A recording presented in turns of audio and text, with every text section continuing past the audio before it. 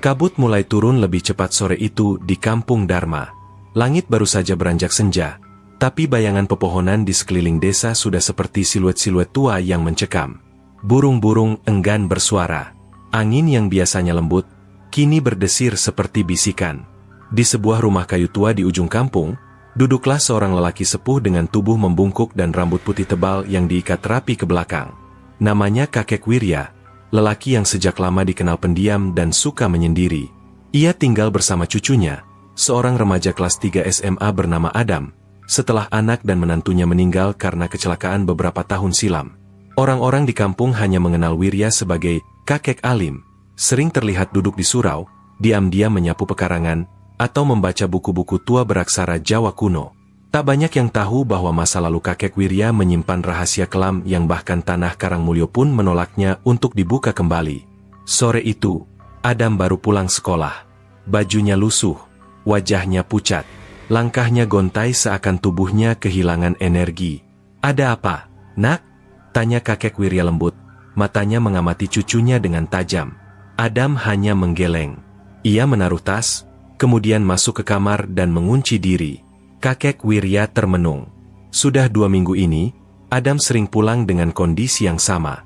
Kadang demam tinggi tiba-tiba, kadang mimpi buruk hingga menjerit di malam hari. Dan yang lebih mencemaskan, tubuh Adam mulai mengeluarkan bau yang aneh, seperti daun kering terbakar. Malamnya, ketika suara jangkrik menggema dan langit diselimuti kabut tebal, kakek Wirya membuka sebuah laci kayu tua. Di dalamnya, terlipat rapi secari kain kafan dan sebuah kitab usang berkulit-kulit ular. Matanya memandangi benda-benda itu dalam diam. Tangannya gemetar, tapi tak ragu saat menyentuh permukaan kitab itu. "Aku sudah lama berjanji, tidak akan menyentuh ini lagi," bisiknya pelan, seolah berbicara pada seseorang yang tak terlihat. Tapi kalau mereka mulai menyentuh Adam. Keesokan harinya, Kampung Dharma gempar. Seorang ibu rumah tangga, Bu Sarti, ditemukan pingsan di dapur dengan mulut penuh belatung. Selang beberapa jam, anak remajanya kesurupan dan menyebut nama-nama asing yang tak dikenali warga. Salah satu nama yang disebut, Adam. "Kakek Wirya, ini bukan kebetulan lagi," kata Pak Karyo, ketua RT, saat datang ke rumah mereka.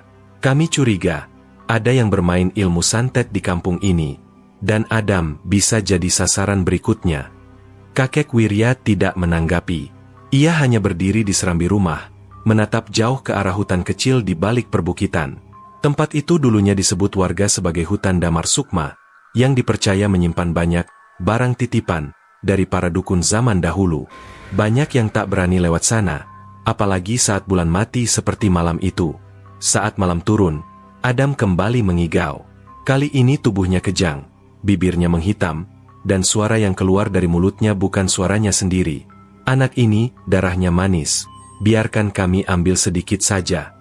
Suara itu serak, seperti 2 atau 3 makhluk berbicara bersamaan dari tenggorokan Adam. Kakek Wirya langsung memeluk tubuh cucunya yang panas seperti bara. "Ya Allah, jika ini ujian, beri hamba petunjuk-Mu.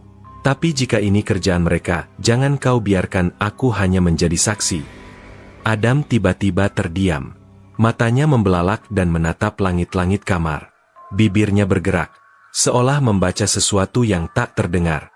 Lalu, dengan suara lirih, ia berkata, "Mereka datang, Kek. Mereka datang lewat angin, lewat tanah, lewat bayangan." Dan seketika itu juga, lampu rumah mati. Hening menggigit. Hanya terdengar suara detak jam tua di dinding. Kakek Wirya berdiri dengan napas berat. Ia tahu, malam itu, semuanya dimulai kembali. Dari dalam lemari bambu tua, ia mengeluarkan tongkat kayu hitam yang sudah patah di ujungnya. Di bagian bawah tongkat itu, terukir simbol-simbol kuno dalam bahasa Kawi. Ia genggam erat, lalu melangkah keluar. Langkah pertamanya menuju petilasan Gedong Watu, tempat di mana dahulu ia mengubur ilmu cakra lelono, ilmu terlarang yang pernah membuatnya dijuluki jagal bayangan oleh para dukun santet dari ujung timur hingga barat. Ia tahu, menyentuh kembali ilmu itu berarti membuka luka lama. Tapi jika cucunya menjadi tumbal, maka Kampung Dharma akan melihat kembali sisi kelam dari kakek sepuh yang selama ini mereka kira hanya petani biasa. Di langit, awan menghitam. Petir menyambar meski tak ada hujan. Dan dari hutan, Terdengar lolongan panjang yang tidak berasal dari makhluk dunia. Langkah kakek Wirya menyusuri jalan setapak menuju petilasan gedong watu terasa berat, bukan karena fisiknya yang renta, tapi karena kenangan yang perlahan menggores kembali luka lama. Setiap batu, setiap ranting yang retak di bawah telapak kakinya, seolah menjadi bisikan masa lalu yang selama ini ia kubur dalam diam. Petilasan itu terletak di balik hutan Damar Sukma, sebuah tempat keramat yang hanya disebut dengan bisik-bisik. Warga kampung percaya, tempat itu menjadi pintu belakang dunia, tempat keluar masuknya segala hal gaib yang tidak dikehendaki manusia. Di sanalah dulu kakek Wirya mengakhiri pengembaraan ilmu kelamnya. Malam itu sunyi. Kabut mengendap setinggi lutut. Angin tidak berhembus, seolah waktu menahan napas. Tapi langkah kakek Wirya tidak ragu. Ia tahu jalur ini, bahkan dengan mata tertutup sekalipun. Di tangannya, tongkat tua bergagang ular digenggam kuat. Ia hanya akan membangunkan kekuatan itu jika tak ada jalan lain. Saat mencapai pelataran batu besar yang ditumbuhi lumut, kakek Wirya duduk bersila. Ia menatap batu itu dengan mata yang mulai berkaca. Batu besar berwarna hitam kehijauan itu dulunya dipakai untuk mengikat roh-roh liar yang tak mau tunduk. Dengan suara lirih, ia mulai membaca mantra. Ong Mahasora Nembahi, Kahuripan Katur. Kabut di sekelilingnya bergerak pelan, seperti menari. Daun-daun jatuh tanpa angin. Suara langkah tak tampak terdengar dari segala arah, seperti kaki-kaki rapuh berjalan di atas tanah basah. Kakek Wirya membuka matanya. Di depan batu itu, muncul bayangan samar, sosok dirinya sendiri, saat masih muda. Dingin, penuh amarah, dan haus darah. Ia tahu itu bukan ilusi. Itu adalah bayangannya yang dulu, entitas yang terbentuk dari tahun-tahun penuh pembantaian para dukun jahat, yang ia bantai satu persatu demi menghentikan penyalahgunaan ilmu hitam. "Kenapa kau datang lagi?" tanya bayangan itu, dengan suara berat. "Karena mereka menyentuh cucuku," jawab kakek Wirya pelan. Bayangan itu tersenyum dingin. "Kau tahu syaratnya. Sekali kau bangunkan aku, tidak akan ada jalan kembali." "Aku tahu." Kabut langsung menyebar deras dari arah batu. Angin mendesir seperti bisikan 1000 suara. Di langit, bulan tertutup sepenuhnya. Saat itu juga, dari atas pohon-pohon di sekitar, turun puluhan kelelawar besar dengan mata merah menyala. Sementara itu di rumah, Adam kembali menggigil di tempat tidurnya. Napasnya cepat dan sesak, kulitnya mengelupas di beberapa bagian seperti terbakar. Di balik tirai, seseorang berdiri diam, bukan manusia. Sosok itu tinggi, kurus, mengenakan jubah hitam panjang. Di tangannya ada gulungan benang hitam dan boneka jerami kecil dengan nama Adam, tertulis dengan darah. Tapi sebelum ia menyelesaikan ritualnya, lampu rumah menyala tiba-tiba. "Siapa kau?" bisik suara berat dari belakangnya. Sosok berjubah itu menoleh. Terlambat. Ia terseret mundur oleh kekuatan tak terlihat. Tubuhnya terbanting ke dinding. Boneka jeraminya terbakar sendiri. Adam mengerang dan untuk pertama kalinya sejak 2 minggu terakhir, matanya terbuka jernih. Tak lama, ia menangis keras. "Kek, ada yang masuk mimpiku. Mereka ikat aku di bawah tanah, banyak tangan tarik aku ke dalam." Kakek Wirya kembali ke rumah dengan wajah penuh lumpur dan daun kering menempel di bahunya. Tapi matanya bersinar tajam. "Sudah dimulai," katanya lirih. "Mereka tahu aku hidupkan lagi ilmu cakra lelono. Mereka pasti berkumpul malam ini."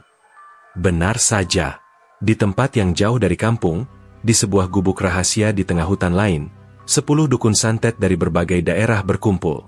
Di antara mereka ada yang datang dari Gunung Salak, Pantai Selatan, hingga Pegunungan Merbabu. Mereka adalah bagian dari jaringan santet bawah tanah yang sudah lama tidak terdengar, karena satu alasan, mereka takut pada satu nama, Wirya Lelono. "Dia sudah bangkitkan ilmu terlarang itu," gumam salah satu dukun, suaranya menggigil. "Goblok! Bukankah dia sudah tua? Sudah tak punya daya," bentak dukun lainnya. Namun tak ada yang menjawab. Karena saat itu, api di tengah lingkaran mereka padam sendiri.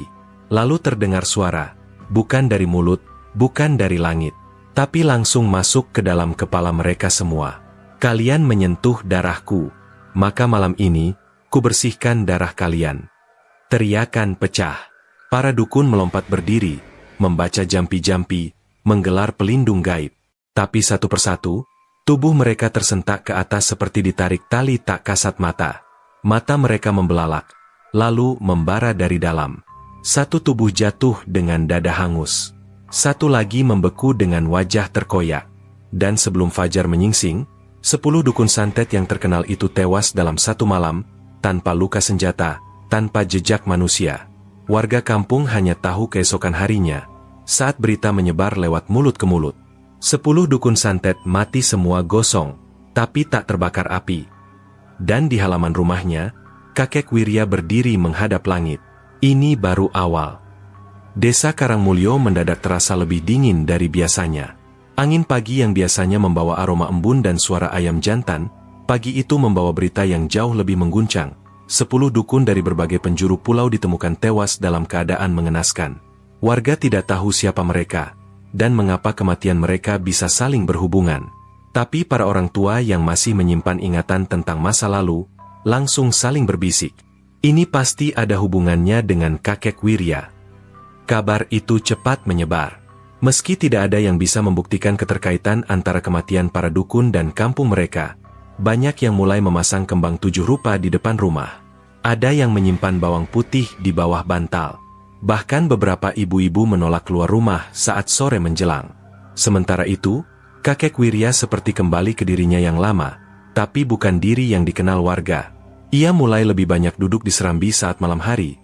Bibirnya komat kamit membaca doa-doa yang tak pernah diajarkan di pesantren manapun. Di tangannya, tasbih kayu hitam legam selalu berputar cepat, seolah berpacu dengan waktu. Di dalam rumah, Adam mulai pulih. Namun, sesuatu dalam dirinya berubah. Ia menjadi lebih pendiam. Tatapannya kosong. Dan kadang, tanpa sadar, ia menyebut nama-nama yang tak pernah ia dengar sebelumnya. Kek, siapa itu Narasati? Siapa itu Kalaputra? Kenapa mereka datang di mimpiku? Tanyanya suatu malam. Kakek Wirya menghentikan putaran tasbihnya. Jangan sebut nama mereka, Adam. Nama-nama itu bisa memanggil mereka. Adam hanya mengangguk, meski hatinya penuh tanda tanya. Di mimpinya, ia melihat sebuah tempat sunyi penuh kabut, dan suara-suara yang berbisik dari dalam tanah. Di sana, ia melihat wajah-wajah aneh yang menangis, tertawa, dan menjerit sekaligus. Salah satu dari mereka menyebut namanya. Adam, kau penerus darah kami, darah Lelono. Malam itu, suara gendang terdengar dari arah selatan kampung. Tidak ada yang memainkan alat musik, tapi suara itu nyata. Bertalu-talu seperti suara perang. Kakek Wirya berdiri dari duduknya. Ia tahu, suara itu adalah tanda berkumpulnya mereka yang selamat. Tidak semua dukun mati dalam serangan malam kemarin. Sebagian besar dari mereka telah merasakan kehadiran kekuatan lama yang selama ini mereka hindari.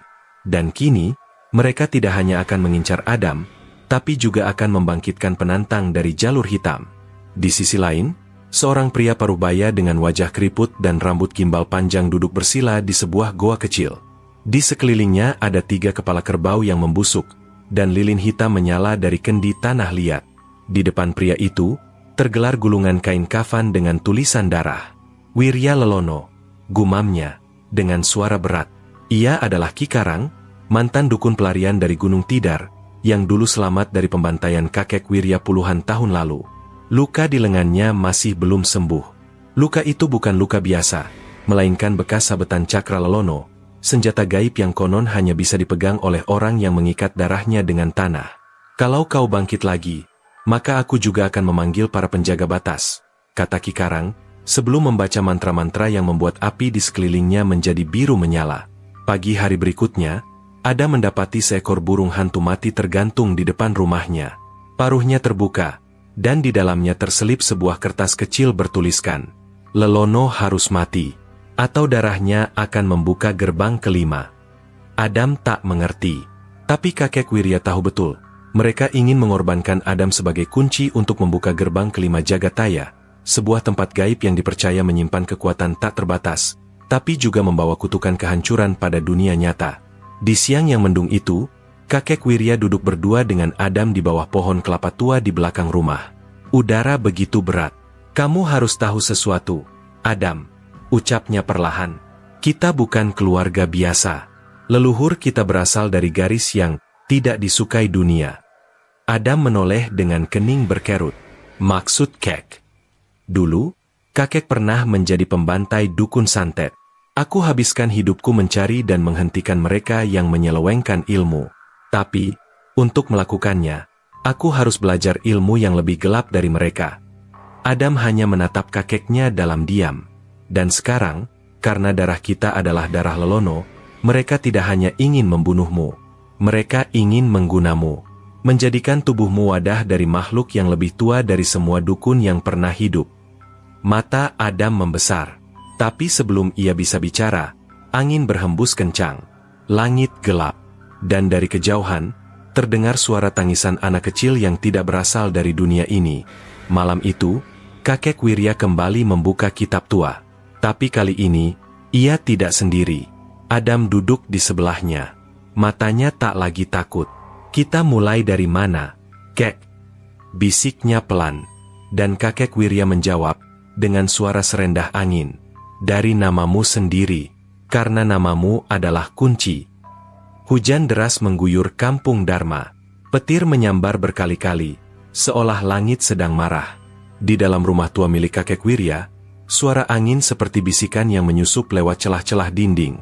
Lilin menyala di tiap sudut ruangan. Buku-buku tua berserakan di lantai. Halaman-halamannya terbuka seperti dipilih oleh tangan tak kasat mata. Di hadapan mereka, di atas tikar pandan, tergelar sehelai kain putih dengan simbol-simbol kuno yang bercahaya samar dalam temaram.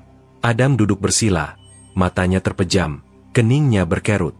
Kakek Wirya menggenggam tangan cucunya, membisikkan kalimat demi kalimat dalam bahasa yang tak dikenal.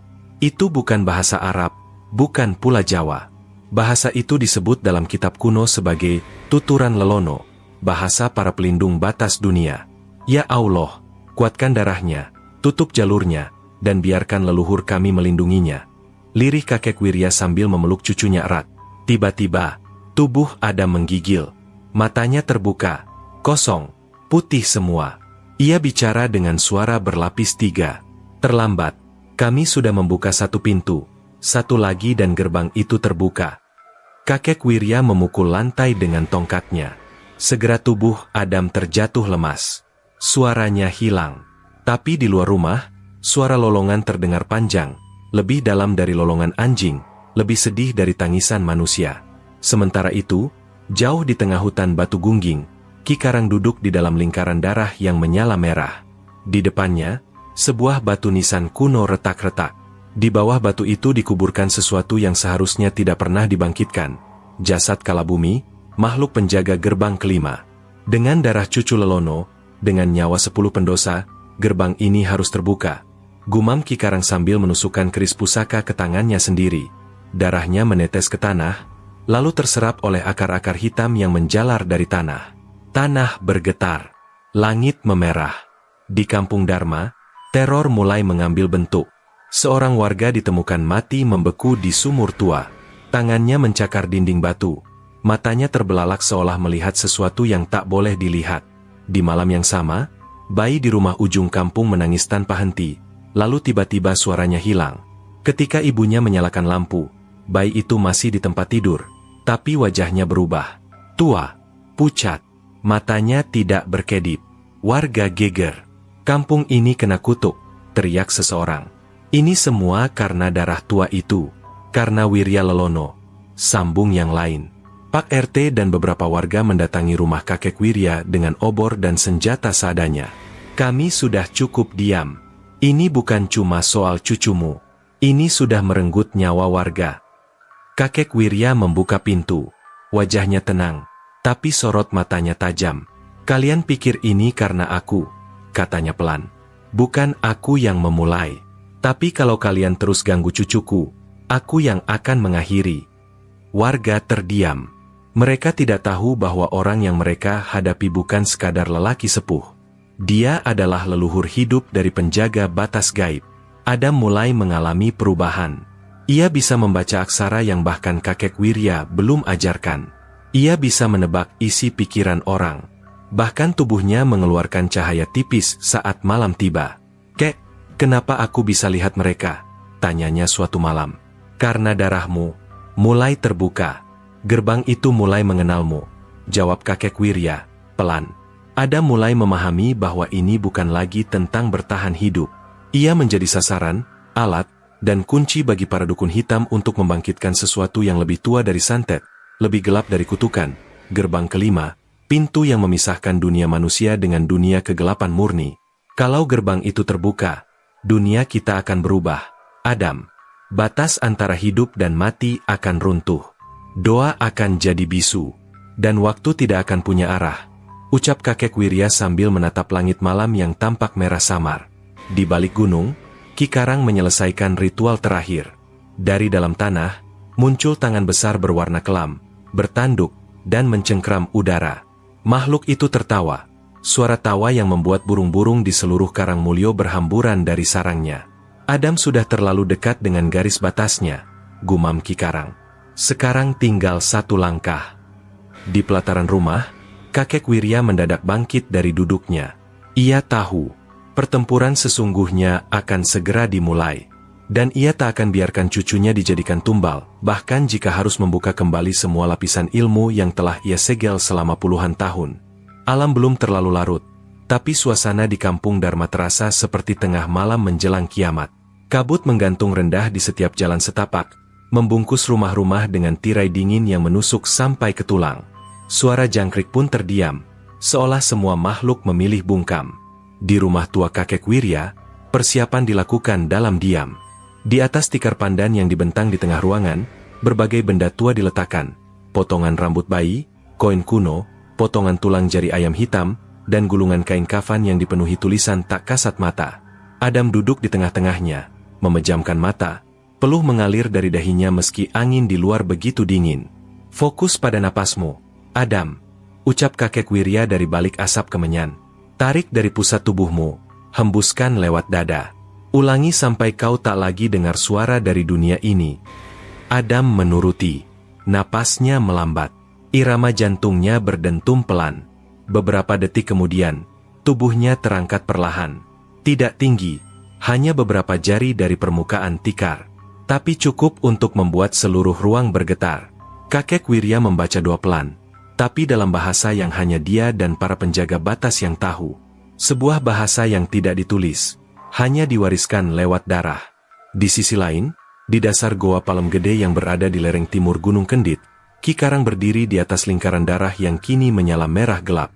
Di hadapannya, berdiri 8 dukun baru.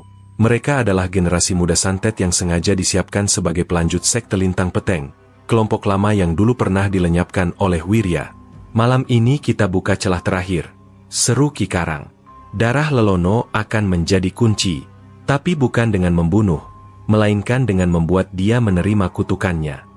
Para dukun itu menyebar, masing-masing membawa sesaji khusus. Salah satu di antaranya, seorang perempuan muda bernama Nini Wangi, bertugas mengirim ilusi kutukan ke dalam mimpi Adam.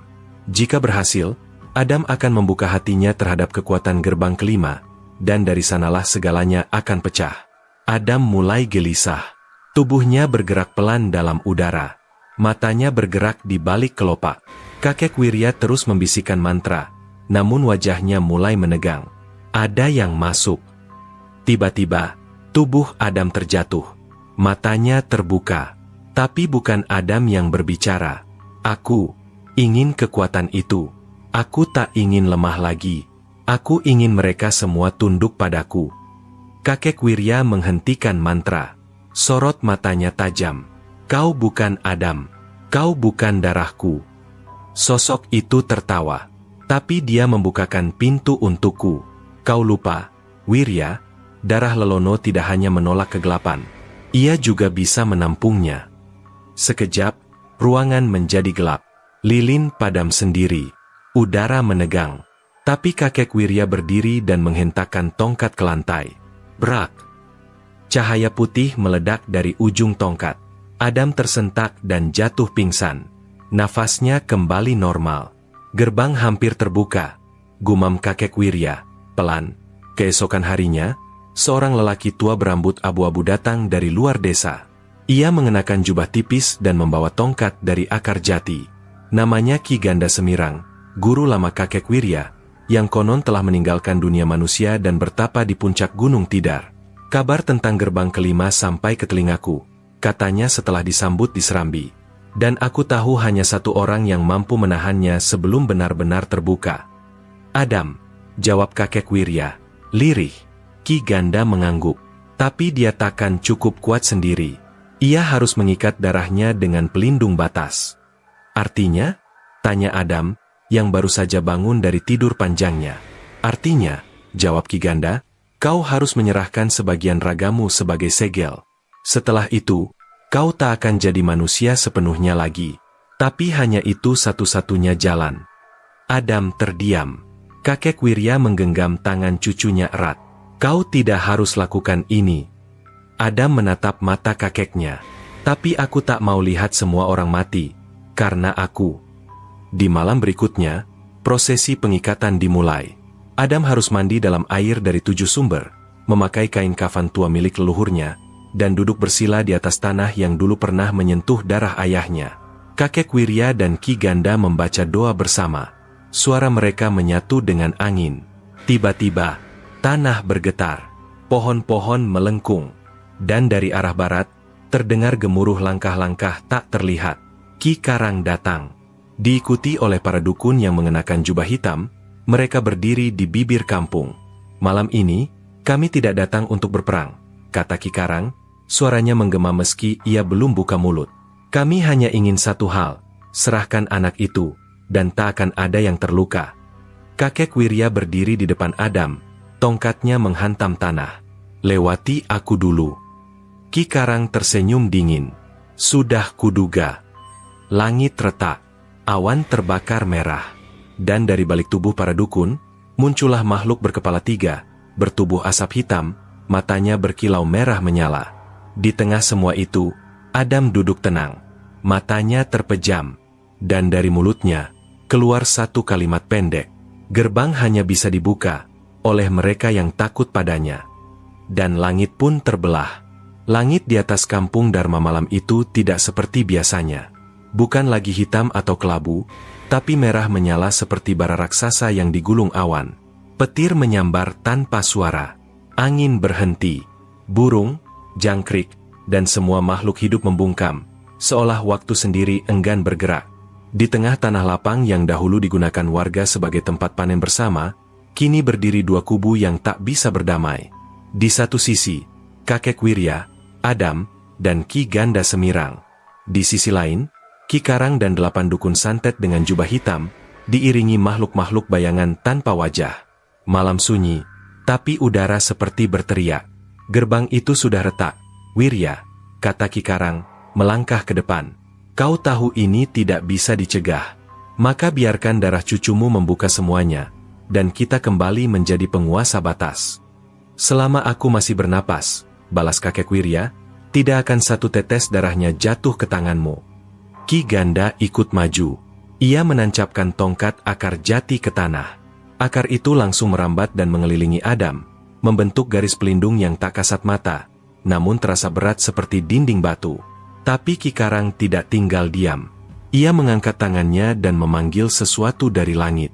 Sebuah bayangan besar turun perlahan.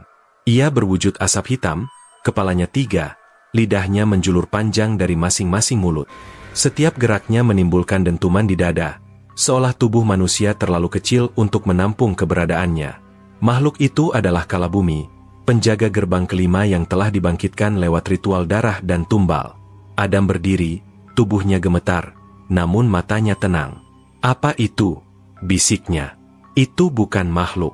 Itu kehampaan yang diberi bentuk, jawab Ki Ganda, suaranya berat. Kau harus tetap di dalam garis ini. Jangan bergerak sedikit pun. Kalau gerbang benar-benar terbuka, waktu dan arah akan kehilangan arti. Kala bumi melayang, tangannya menyentuh langit dan tanah sekaligus. Dari jejak langkahnya, bumi pecah, dan muncul wajah-wajah manusia yang meraung di bawah tanah. Mereka adalah roh para tumbal masa lalu, yang dijadikan landasan agar kekuatan ini bisa hidup di dunia. Ki Karang tersenyum puas. Ia menengadah ke langit, lalu membaca mantra panjang. Para dukun di belakangnya menari perlahan dalam lingkaran darah, tubuh mereka mulai kehilangan wujud manusia. mata membesar, jari memanjang, kulit menebal dan menghitam. "Siapkan wadahnya," teriak Ki Karang. Dua dukun mendekat ke arah Adam. Mereka membawa keris hitam dengan simbol patah di tengahnya. Tapi begitu kaki mereka menyentuh garis akar pelindung, tubuh mereka tersentak. Wajah mereka hangus, dan tulang-tulang mereka meledak seperti pecahan keramik. Ki Karang menggeram. Kakek Wirya menatap Adam. "Sekarang, nak, kalau kau mau hentikan ini, buka hatimu pada garis darah Lelono. Biarkan tubuhmu jadi segel, bukan pintu." Adam menutup matanya. Ia mulai membaca mantra yang diajarkan kakeknya. Mantra lama dari kitab usang yang bahkan kakek Wirya sendiri hanya membacanya sekali seumur hidup. Bibirnya bergerak cepat, tangannya gemetar. Tapi dari tubuhnya mulai memancar cahaya biru kehijauan. Makhluk-makhluk hitam itu meringis. Kala bumi terdiam. Dan Ki Karang mulai merasa kehilangan kendali. Tidak. Dia bukan penjaga. Dia hanya wadah. Teriaknya panik. Tapi terlambat. Langit bergemuruh. Dari tubuh Adam, cahaya menembus tanah, lalu membentuk simbol besar, lingkaran dengan 5 sisi, masing-masing memiliki lubang kunci. Tapi hanya satu yang terbuka, yang lain terkunci kembali. Cahaya itu membakar makhluk-makhluk dari dimensi lain. Satu persatu dukun santet menjerit. Tubuh mereka terbakar dari dalam. Mata mereka meleleh, dan suara terakhir mereka hanyut dalam angin. Kala bumi meraung. Suaranya seperti 1000 jeritan bayi. Ia mencoba melangkah mendekat ke Adam, tapi garis pelindung meledak dalam satu dentuman keras yang membuat tanah bergetar seperti gempa. Ki Karang melompat, mencoba menerobos, namun tubuhnya terpental ke udara, lalu terhantam tanah dan terkapar tak bergerak. Adam membuka matanya. Ia tidak sepenuhnya manusia lagi. Matanya seperti cermin, memantulkan bayangan apapun yang menatapnya. Kakek Wirya menahan napas. "Adam?" Adam menoleh. Suaranya lebih dalam dari sebelumnya. "Aku masih Adam, Kek. Tapi sekarang, aku tahu siapa kita, siapa mereka, dan apa yang harus kita jaga." Kala bumi merangkap perlahan, tubuhnya mengecil, berubah menjadi kabut yang tersedot masuk ke dalam tanah. Simbol yang terbentuk tadi ikut terserap, menghilang satu persatu. Gerbang kelima kembali tertutup.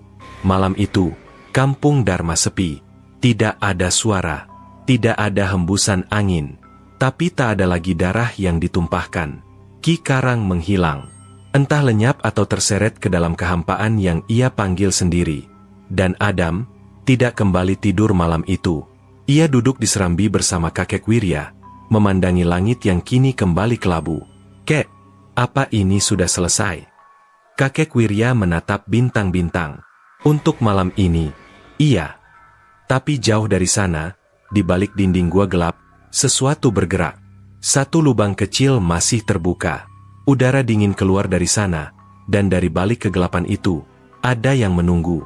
Bukan Kala Bumi, bukan Ki Karang, tapi sesuatu yang bahkan para Lelono sendiri tidak pernah kenal. Pagi datang dengan matahari pucat yang enggan bersinar. Langit di atas Kampung Dharma berwarna kelabu, seolah menahan perasaan. Daun-daun basah, embun menggantung diam di ujung rumput, dan udara pagi terasa lebih berat dari biasanya. Adam duduk di halaman, memandangi bayangan tubuhnya sendiri yang samar di tanah. Ia masih Adam, tapi tidak sepenuhnya. Di dalam dirinya, ada sesuatu yang baru, sesuatu yang sunyi, seperti ruang kosong yang terus berdesir dalam kepala. Kakek Wirya menghampiri dengan membawa secangkir wedang jahe. "Napasmu masih utuh. Itu artinya kita belum kalah." Adam menyambut minuman itu tanpa bicara. Matanya tetap tertuju ke arah hutan, tempat Kala Bumi terakhir kali menghilang. Entah mengapa, meski semuanya sudah selesai malam itu, ada perasaan belum tuntas yang terus mengganjal. Semua orang bilang Ki Karang mati, Kek, tapi aku nggak yakin. Kakek Wirya mengangguk pelan. "Aku juga tak yakin." Benar saja. Di hutan jauh dari pemukiman, tepat di dalam goa palem gede, tubuh Ki Karang yang semula tergeletak tak bernyawa bergerak. Kedua matanya terbuka pelan, tapi kini bola matanya tak lagi ada. Hanya rongga hitam pekat. Dari lubang tanah yang retak di sampingnya, merambat keluar kabut kelam, tipis, hampir tak terlihat. tapi membawa suara bisikan-bisikan dari tempat yang belum pernah didatangi manusia. Darah Lelono belum sepenuhnya tertutup. Ki Karang tersenyum dengan bibir yang robek sampai ke telinga. Di kampung Dharma, warga mulai keluar rumah setelah berhari-hari bersembunyi. Mereka tidak sepenuhnya tahu apa yang terjadi, tapi semua merasakan sesuatu telah berubah. Udara di kampung terasa lebih berat, dan setiap malam, mereka mendengar bisikan samar, seolah pohon-pohon ikut berbicara. Pak RT mendatangi rumah kakek Wirya bersama beberapa warga. Kami ingin tahu apa sebenarnya yang terjadi, Pak Wirya. Kami punya hak untuk tahu. Kakek Wirya hanya menunduk. Jika kalian tahu, kalian tak akan bisa tidur lagi. Namun, karena desakan warga, akhirnya ia bicara. Tapi ia tidak menjelaskan segalanya. Hanya sebagian, cukup untuk menenangkan mereka. Ia bilang Adam kena santet, dan mereka yang mencobanya sudah mendapat ganjaran. Itu saja. Tidak ada kata gerbang, tidak ada kata makhluk, dan tidak ada tentang harga yang harus dibayar. Karena kenyataannya, harga itu baru akan datang. Malam berikutnya, Adam mulai bermimpi aneh. Ia melihat dirinya berdiri di tengah padang pasir gelap, di hadapannya ada cermin raksasa, dan dalam cermin itu, ia melihat sosok dirinya sendiri, tapi tanpa mata, dan mulutnya tersenyum sangat lebar. Sosok itu berkata, "Kau sudah menjadi pintu, tinggal satu kunci lagi, dan dunia akan tenggelam dalam bayanganku." Adam terbangun dengan keringat dingin. Napasnya tercekat, dan anehnya, di tangan kanannya, ada bekas luka bentuk segitiga, seolah dicap paksa. Ia segera menemui kakek Wirya. "Kek, aku merasa sesuatu masih terbuka. Aku mimpi aneh. Ada aku, tapi bukan aku." Dia bicara, dan bilang aku ini pintu terakhir. Kakek Wirya terlihat cemas. Ia memeriksa bekas luka itu. Wajahnya memucat. Ini bukan bekas biasa. Ini adalah cap warah ganda, tanda bahwa seseorang telah dicoba sebagai segel, tapi belum diakui oleh batas dunia. Adam bingung. "Maksudnya, aku gagal jadi segel?" "Bukan gagal," jawab Ki Ganda Semirang yang muncul dari balik dinding, "tapi kau telah ditandai oleh sesuatu yang lebih tua dari kita semua. Bahkan dari gerbang kelima itu sendiri." Ki Ganda lalu menjelaskan bahwa gerbang kelima bukan ujung dari segalanya, melainkan salah satu dari 7 lapis batas dunia. Dan setiap kali seseorang menyentuh gerbang itu, maka lapisan yang lebih dalam mulai memperhatikan. Gerbang kelima sudah nyaris terbuka karena darah Lelono. Tapi sekarang, mereka, di bawahnya sudah tahu namamu, Adam. Adam menggenggam lututnya, suaranya hampir tak terdengar. "Kalau begitu, aku gak bisa kembali jadi anak biasa ya, Kek?" Kakek Wirya menatap cucunya dengan getir. "Tidak, Nak. Kau bukan anak biasa sejak malam itu. Tapi, kita akan bertarung bersama. Kalau mereka pikir kita akan tunduk, mereka salah." Di tengah malam, angin kembali berubah. Kali ini tidak membawa kabut, melainkan suara. Suara teriakan dari tanah. Suara-suara itu bukan jeritan biasa, tapi nama-nama yang dibisikkan dari balik bumi. Dan salah satu nama itu adalah Adam Lelono. Dari balik perbukitan, sesuatu mulai bergerak. Bukan makhluk, bukan manusia, tapi entitas kuno yang disebut dalam kitab tua sebagai bayang kembar, pantulan jiwa yang disiapkan sebagai pengganti tubuh jika segel gagal. Makhluk itu bukan Adam, tapi menyerupainya. Sama persis, tapi tanpa roh. Ia muncul, dan melangkah menuju kampung. Kakek Wirya berdiri di teras rumah, menatap malam yang sunyi.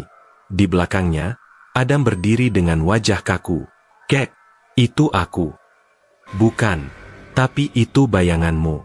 Dan kalau dia masuk ke tubuhmu, maka bukan hanya gerbang yang terbuka, tapi waktu sendiri bisa runtuh." Adam menggigit bibir. "Lalu apa yang harus kulakukan?" Kakek Wirya menatap langit. "Menghadapi dirimu sendiri, sebelum dia lebih dulu mengambil tempatmu." Dan di kejauhan, 2 Adam kini mulai berjalan menuju satu tujuan. Pertarungan terakhir belum terjadi, tapi dunia telah memilih medan tempurnya. Kabut menggantung rendah malam itu, lebih tebal dari malam-malam sebelumnya. Tanah di sekitar kampung Dharma terasa lembab, seperti baru dilintasi hujan meski tak ada setetes air pun yang turun dari langit. Tapi malam itu bukan tentang cuaca. Malam itu adalah tentang dua Adam yang kini saling mendekat. Satu membawa cahaya, satu membawa kehampaan. Kakek Wirya berdiri di batas pagar rumah. Di tangannya, tongkat cendana tua mulai retak, tanda bahwa kekuatan gaib di dalamnya telah mulai meresap keluar. Ki Ganda Semirang berdiri di sisi lain, membentangkan rajah dari anyaman ilalang dan mantra penjaga jiwa. Dan di tengah-tengah mereka, Adam, tubuhnya mulai bercahaya samar. Luka berbentuk segitiga di tangan kanannya tampak berdenyut, seolah menyatu dengan detak jantungnya. Dia semakin dekat, gumam Adam, pelan. Dan aku bisa dengar dia bicara. Kakek Wirya menoleh, menatap cucunya dalam-dalam. Apa yang dia katakan? Nak. Adam menahan napas. Dia bilang, aku bisa bebas. Aku bisa lepas dari garis darah Lelono. Tapi syaratnya cuma satu, biarkan dia mengambil tempatku. Dia bukan kamu, ucap Ki Ganda tegas. Dia hanya cangkang, bayang kembar. Tapi kalau kau izinkan dia masuk, maka jiwamu akan tertukar. Dan dunia akan kehilangan segel terakhirnya. Adam menggertakkan gigi. Kalau begitu, aku akan bertarung. Di Bukit Watu Lawang, tempat para leluhur dulu menyegel kekuatan kegelapan, bayangan Adam berdiri mematung. Wajahnya persis sama, tapi matanya kosong. Senyum di bibirnya datar. Tubuhnya seperti kabut yang dibekukan menjadi daging. Ia melangkah. Setiap tapaknya membuat tanah berkerut. Burung-burung beterbangan dari pohon, melarikan diri dari sesuatu yang tak bisa dijelaskan. Kakek Wirya menancapkan tongkatnya ke tanah. Garis batas ditarik. Siapapun yang masuk, tak bisa keluar tanpa meninggalkan jiwanya. Adam maju ke tengah. Matanya tak lagi ragu. Lalu, dua Adam berdiri saling berhadapan. Satu dari darah, satu dari ketiadaan. Pertarungan tidak dimulai dengan senjata, tapi dengan suara. Bayangan Adam membuka mulut. Kau lelah, kan? Selalu menjaga, selalu menanggung warisan yang bukan maumu. Aku tahu rasa itu, karena aku adalah bagian darimu yang ingin lepas. Adam menggenggam tangan. Suaranya pelan, tapi tegas. Mungkin aku lelah, tapi aku juga cinta pada dunia ini, pada kakekku, pada hidup, dan kamu bukan aku. Seketika, bayangan Adam bergerak, cepat, tak menyentuh tanah. Ia melesat seperti asap, langsung menembus pelindung gaib dan menghantam Adam hingga terlempar ke tanah. Adam terbatuk, tapi ia bangkit. Bayangan itu menyerang lagi, dan lagi, tapi Adam kini mulai membaca geraknya. Setiap gerakan bayangan itu adalah rasa sakit, penyesalan, dan ketakutan yang disimpan dalam dirinya selama ini. Dan Adam kini mulai menghadapinya. Aku tahu siapa kamu. Kamu adalah ketakutanku sendiri. Kamu bagian dari darah Lelono yang tak pernah sembuh. Tapi sekarang, Adam menutup mata, lalu membuka telapak tangannya yang terluka. Aku maafkan diriku. Luka segitiga itu menyala, dan tubuh Adam memancarkan cahaya biru tua. Bayangan itu memekik. Tubuhnya mulai meleleh seperti lilin. Aku akan kembali. Aku adalah bagianmu, jeritnya, sebelum akhirnya meledak dalam semburan kabut dan serpihan cahaya hitam yang langsung diserap tanah. Langit cerah, awan menyingkir, waktu bergerak kembali normal. Adam jatuh terduduk, tapi napasnya stabil. Kakek Wirya mendekat, memeluk cucunya dengan air mata tertahan. Kau telah menutup gerbangnya, dari dalam dirimu sendiri. Tidak semua orang bisa begitu, nak. Ki Ganda Semirang berjalan mendekat, menatap Adam dengan pandangan campur aduk antara kagum dan khawatir. Tapi ingatlah, bukan hanya gerbang yang bisa retak, jiwa juga. Dan saat kau mulai goyah, mereka akan menunggu. Adam menatap langit. Kalau mereka datang lagi, aku akan siap. Aku bukan lagi pintu. Aku sudah jadi penjaganya. Di tengah perbukitan, jauh dari pandangan manusia, batu-batu tua yang dulu digunakan sebagai altar mulai hancur. Satu persatu makhluk yang bersembunyi di lapisan-lapisan dunia kembali ke kegelapan. Ki Karang, lenyap, entah hancur, atau menunggu. Tak ada yang tahu pasti. Yang jelas, gerbang kelima kembali tertutup. Tapi kini, segelnya bukan dari mantra. Segelnya adalah jiwa seorang cucu dan cinta seorang kakek. Malam itu, kampung Dharma sunyi, tapi tidak lagi mencekam. Bukan karena kegelapan hilang, tapi karena cahaya akhirnya menemukan tempatnya sendiri. 3 hari telah berlalu sejak malam retaknya langit dan pertempuran dua bayangan di kampung Dharma. Namun tak satupun warga mengerti apa yang sebenarnya terjadi. Mereka hanya tahu, tidak ada lagi suara lolongan, tidak ada lagi bayi yang menangis tiba-tiba tanpa alasan, dan tidak ada lagi mimpi buruk yang membangunkan mereka setiap malam. Desa kembali tenang, tapi tidak untuk kakek Wirya dan Adam, karena mereka tahu, ketenangan ini bukan akhir. Ini hanya jeda. Pagi itu, kakek Wirya memetik daun kelor dari belakang rumah. Tubuhnya terlihat lebih renta dari sebelumnya. Jalan kakinya lambat, dan tangan kirinya kini bergetar jika menggenggam terlalu lama. Ilmu cakra lelono yang ia bangkitkan memang berhasil melindungi Adam dan dunia dari kehancuran, tapi ada harga besar yang harus ia bayar. Jiwanya terkikis perlahan. Di dalam rumah, Adam duduk di meja kayu sambil membaca kitab tua. Keningnya berkerut. Tidak seperti anak muda pada umumnya. Wajahnya terlihat lebih dewasa dari umurnya. Tatapannya tenang, tapi matanya menyimpan cahaya yang tidak biasa. Ia bukan lagi anak SMA biasa. Dan ia tahu itu. Siang hari, Pak RT datang bersama beberapa warga. Mereka membawa hasil panen dan makanan, sebagai bentuk rasa syukur dan terima kasih. Maafkan kami, Pak Wirya. Dulu sempat menuduh macam-macam. Sekarang kami tahu, kalau bukan karena kalian berdua, mungkin desa ini sudah lenyap. Kakek Wirya tersenyum tipis. Tak ada yang perlu dimaafkan. Manusia memang takut pada yang tak mereka mengerti. Salah satu warga, Bu Ranti, mengangkat tangan ragu. Tapi, maaf kalau lancang, apa Adam sekarang, semacam dukun? Semua terdiam. Adam hanya tersenyum. Tidak, Bu. Saya hanya cucu dari lelaki tua yang keras kepala. Semua tertawa pelan, tapi dalam hati mereka masih menyimpan rasa kagum yang campur aduk dengan rasa takut. Mereka tahu, ada hal-hal besar yang tak bisa mereka lihat, dan Adam berdiri tepat di tengahnya. Malam itu, Adam dan kakek Wirya duduk di serambi seperti biasa. Angin malam berhembus pelan. Tak ada kabut, tak ada suara. "Kek," kata Adam pelan. "Kalau suatu hari nanti aku tak bisa mengendalikan semuanya, apa yang harus aku lakukan?" Kakek Wirya menatap langit. "Jangan tanya, apa, nak, tapi tanya, siapa? Siapa yang harus kamu ingat? Siapa yang harus kamu lindungi? Karena jawaban, apa, akan membuatmu dingin, tapi jawaban, siapa, akan membuatmu tetap jadi manusia." Adam mengangguk.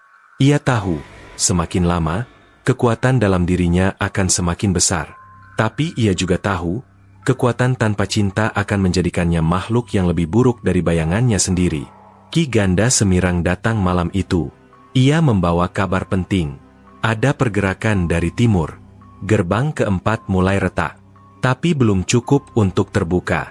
Dan mungkin, mereka akan mencoba lewat jalur yang berbeda. Kakek Wirya menoleh. "Kita belum selesai, ya." Ki Ganda menggeleng pelan. "Tidak akan pernah benar-benar selesai." Adam bangkit. Ia menggenggam tasbih kayu tua peninggalan ayahnya yang kini selalu ia bawa. "Kalau begitu, ajari aku lebih banyak, Kek. Aku ingin siap. Bukan cuma untuk menjaga, tapi juga untuk mengakhiri." Di waktu yang sama, di hutan paling tua di pinggiran Jawa Timur, seorang perempuan muda bermata hitam duduk di bawah pohon besar dengan akar menjulur seperti jemari raksasa. Di depannya terbentang 7 lembar kulit manusia yang berisi tulisan darah. Perempuan itu tersenyum. "Adam Lelono, kau akan datang padaku suatu hari nanti, karena kita semua tak bisa lepas dari warisan." Ia lalu menutup matanya, dan dari napasnya, muncul 3 ekor burung gagak yang langsung terbang ke langit, menuju barat. Di dalam kamar kecil yang hanya diterangi lampu minyak, ada menulis sesuatu di kertas lusuh. "Jika kau baca ini, dan aku sudah tak ada, jangan bangunkan gerbang. Dunia ini masih layak diperjuangkan meski gelap selalu datang." Ia melipat kertas itu, lalu menyelipkannya di bawah kitab tua yang selalu disimpannya di balik tempat tidur. Lalu ia duduk bersila, menutup mata. Dan untuk pertama kalinya sejak semua ini dimulai, ia tersenyum, bukan karena ia tenang, tapi karena ia siap. 5 tahun telah berlalu sejak malam ketika dua bayangan bertarung di tanah kampung Dharma. Desa itu kini tampak seperti desa biasa. Anak-anak berlarian di halaman, ibu-ibu menjemur kain, dan suara adzan berkumandang tenang dari surau kecil di tengah kampung. Namun, di balik ketenangan itu, tersimpan satu rahasia yang tak pernah diceritakan secara utuh, bahwa dunia ini pernah berada satu napas lagi dari kehancuran, dan diselamatkan oleh seorang kakek tua dan cucunya. Adam kini berusia 22 tahun. Ia tidak pernah meninggalkan kampungnya, meski berkali-kali ditawari beasiswa atau undangan dari orang-orang penting yang mendengar kisahnya. Tapi ia memilih tinggal, bukan karena takut, tapi karena ia tahu tugasnya belum selesai. Setiap malam Jumat Kliwon, ia berjalan kaki ke petilasan Gedong Watu, tempat dahulu kakek Wirya membangkitkan kembali ilmu cakra lelono. Ia duduk bersila di sana, membaca doa dalam bahasa yang hanya dia dan kakeknya pahami. Kadang, ia merasa kehadiran kakeknya di sampingnya, meski kakek Wirya telah berpulang setahun sebelumnya, dengan tenang, dalam tidur. Hari itu, langit sedikit mendung. Adam berdiri di depan pusara kakeknya, yang terletak di bawah pohon kelor besar. Di nisannya tertulis, Wirya Lelono, penjaga gerbang, pembantai kegelapan, kakek yang tak pernah lelah. Adam mengusap nisan itu pelan. Ia membuka tas kecil berisi kitab-kitab tua yang kini menjadi peninggalannya. Ia menarik napas dalam-dalam, lalu berkata, "Kek, sekarang aku sendirian, tapi aku nggak takut. Aku tahu, selama aku ingat siapa diriku, aku nggak akan kalah." Angin berdesir lembut, daun kelor jatuh pelan ke pundaknya. Di sisi lain, jauh dari kampung Dharma, di dataran tinggi yang tak pernah dikunjungi manusia, berdiri sebuah batu besar hitam yang retak di tengah. Dari celah retakan itu keluar suara samar. Gerbang keempat telah bergetar. Di sekitarnya, berdiri 3 sosok berjubah merah. Wajah mereka tertutup topeng kayu. Di tangan mereka tergenggam potongan kulit manusia bertuliskan satu nama. A. Lelono. Dia penjaga yang terakhir, dan satu-satunya yang mampu memecahkan segel ketujuh. Mereka lalu menghilang dalam kabut, membawa rencana yang lebih gelap daripada sekadar santet. Tapi Adam tak tahu semua itu, dan mungkin belum perlu tahu, karena malam itu, ia duduk di serambi rumah sambil menyeduh teh jahe. Wajahnya bersinar diterangi cahaya lampu minyak. Di pangkuannya, ada kitab lelono yang kini sudah ia pahami seluruhnya. Dari balik kabut tipis yang turun, Adam melihat siluet seseorang berdiri jauh di ujung jalan desa. Orang itu diam, tidak bergerak, tapi Adam tak cemas. Ia hanya berkata pelan, "Kalau kau datang dari gerbang manapun, silakan. Tapi jangan kira aku akan membiarkanmu lewat tanpa menatap mataku lebih dulu." Lalu ia berdiri, membuka pintu. Langit di atasnya tetap kelabu. Tapi mata Adam kini tidak lagi memantulkan cahaya dari luar, melainkan dari dalam dirinya sendiri. Dan kisah tentang cucu yang hampir menjadi tumbal, tentang kakek yang bangkitkan ilmu terlarang, dan tentang 10 dukun yang hangus tanpa sentuhan, akhirnya menjadi legenda yang hanya dibisikkan di malam sunyi. Karena dunia tidak butuh tahu tentang kegelapan yang nyaris menelannya. Yang dunia butuh tahu hanyalah, ada yang menjaga, meski tak selalu terlihat.